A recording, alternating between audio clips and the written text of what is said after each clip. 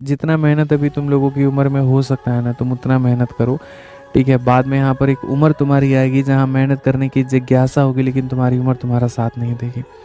अभी तुम लोग बहुत प्यारे प्यारे बच्चे हो, अभी यहाँ पे तैयारी में उतरे हुए, अभी नई नई दुनिया देखी है तुमने।